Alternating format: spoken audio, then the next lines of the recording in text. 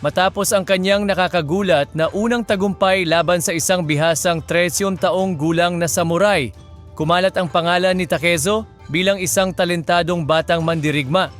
Ngunit ang kanyang kawalang ingat at kayabangan ay nangibabaw rin, kaya't nakalikha siya ng mga kaaway saan man siya magpunta. Kapwa mapagmataas at padalos-dalos, hindi kailanman umatras si Takezo sa isang laban. Tinitingnan niya ang pakikipaglaban bilang paraan upang patalasin ang kanyang kakayahan at patunayan ang kanyang kalamangan, umaasa sa lakas upang makamit ang respeto. Ang mga eskinita at bukirin sa paligid ng Hirafuku ay naging mga entablado para sa biglaang mga tunggalian kung saan inilalabas ni Takezo ang kanyang galit. Gayunpaman, isang araw ay nahuli siya at dinala sa kilalang Zen Buddhist na monghe na si Takuan Soho na nangako sa mga dumakip sa kanya na kanyang papakalmahin ang mabagsik na espiritu ng halimaw na iyon. Itinali ni Takuan si Musashi at isinabit siya sa isang sanga ng puno.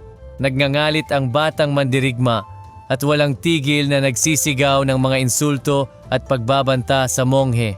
Ngunit tinanggap ito ni Takuan nang walang anumang pagkakagulo sa kanyang kalooban. Nararamdaman ni Takezo ang kanyang kawalan ng lakas at matinding kahihiyan. Ang tahimik na kagubatan ay lalong nagpalalim ng kanyang pag-iisa at itinulak siyang harapin ang kanyang sariling mga demonyo.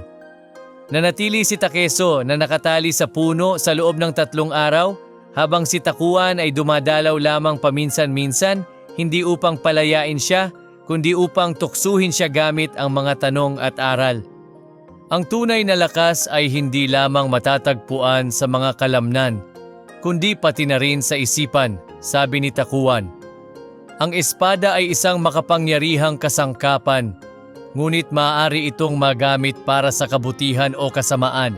Ang tunay na samurai ay naghahangad ng pagkakaisa, hindi pagkasira. Lubos na naapektuhan si Takezo ng karanasan niya sa puno. Sa wakas ay naunawaan niya na ang kanyang padalos-dalos na ugali, ang kanyang pinakamalaking kahinaan at kailangan niyang kontrolin ang kanyang galit upang magtagumpay sa pagka-master ng espada. Ang karanasan niya sa puno ay naging mitsa ng pagbabago kay Takezo. Hinarap niya ang kanyang sariling kayabangan at pagiging impulsibo at nagsimulang maunawaan ang kahalagahan ng tiyaga, estratehiya at pagpipigil sa sarili. Simula noon, naging gabay na ilaw si Takuan sa buhay ni Takezo. Tinutulungan siyang malampasan ang mga panahon ng pagdududa at binibigyan siya ng payo sa kanyang landas tungo sa pagpapabuti ng sarili. Ang Japan noon ay nasa bingit ng malaking pagbabago.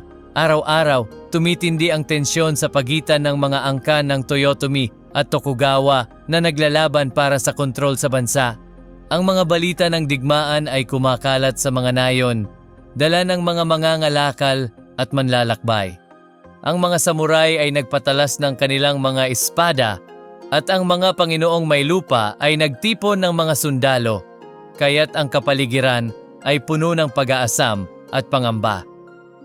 Sa kabila ng kanyang murang edad, naramdaman ni Takezo ang tawag ng labanan. Para sa kanya, ang digmaan ay isang pagkakataon upang patunayan ang kanyang halaga sa mas malaking entablado, upang subukan ang kanyang kakayahan sa tunay na laban at upang makamit ang kaluwalhatiang inaasam-asam niya.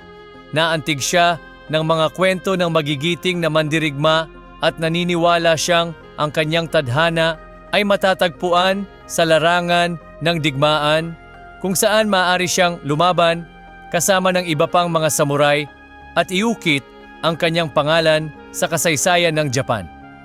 Ang nalalapit na digmaan ay hindi lamang isang banta, kundi nagdadala rin ng pangako ng pakikipagsapalaran at karangalan para sa batang ambisyosong si Takezo.